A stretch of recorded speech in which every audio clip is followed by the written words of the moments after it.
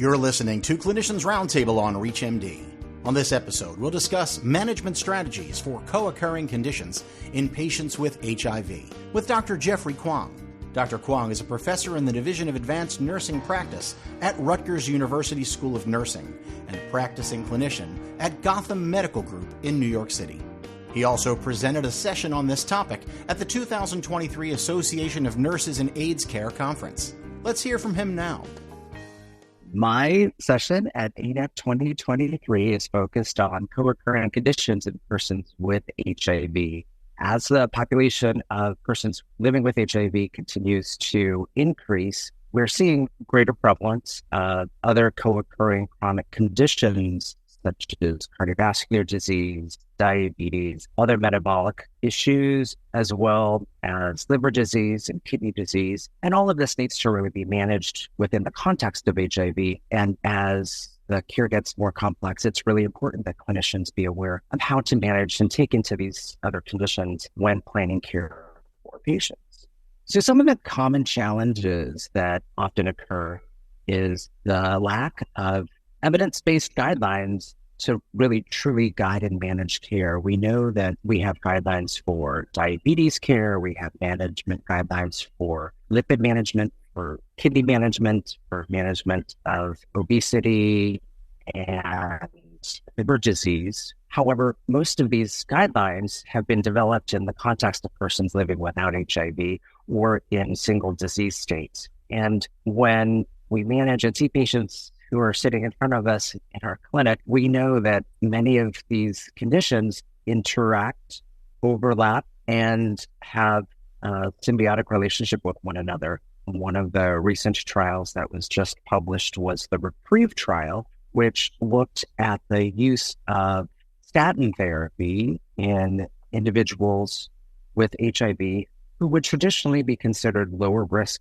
for ASCVD and would not necessarily meet the current criteria for starting statins. And so this is just one example of how the guidelines that we have that are based on sort of general population-based cohort data doesn't necessarily reflect the special nuances and the impact of these other chronic diseases in persons with HIV. And so although they have not yet revised the ASCVD guidelines on lipid management in persons with HIV, I anticipate that there will be some changes along the way. And this is just one disease state, right? There are many other disease states where, although we have some information, I think really the future is trying to understand how HIV in the long term can impact all of these other diseases and really thinking about the need to reconsider guidelines or develop guidelines specifically on management of persons with HIV and multiple chronic conditions. So I think the most important take-home points that I want clinicians to come away with or be aware of is really to recognize that as our patient population is aging and we are seeing more co-occurring chronic conditions, it's important to screen for complications or screen for early detection of some of these other complications that may occur, to also really focus on some of the non-pharmacologic interventions that oftentimes I think gets pushed aside. If you look throughout all of the themes and the diseases and the conditions that I talk about, one of the key take-home points is the importance of both nutrition, exercise, physical activity, and weight management. And so as clinicians, as nurses, as primary care providers, I think one of the things that we can do for our patients is to really look at and focus on primary and secondary prevention, encourage individuals who may be using nicotine or tobacco to help minimize or provide cessation interventions for them, because as we all know, tobacco and nicotine use can impact cardiovascular, diabetes, renal, malignancies. All of those conditions can be modified and the overall risk can be reduced. So really focusing on some of those other conditions and some of those other interventions are just important to really help our patients improve their quality of life and help them age successfully into older adulthood.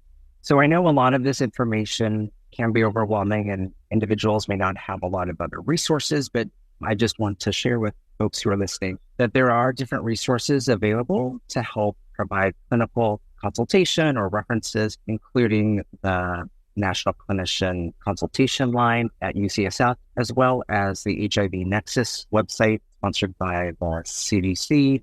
That's HIV and EXUS. And they have information on clinical treatment management, as well as prevention and screening that might be helpful for individuals who might need some additional information. So I encourage people to visit one of those two sites if they need additional help or guidance. That was Dr. Jeffrey Kwong talking about his presentation at the 2023 Association of Nurses and Aides Care Conference that focused on managing co-occurring conditions in patients with HIV. To access this and other episodes in this series, visit Clinicians Roundtable at reachmd.com, where you can be part of the knowledge. Thanks for listening.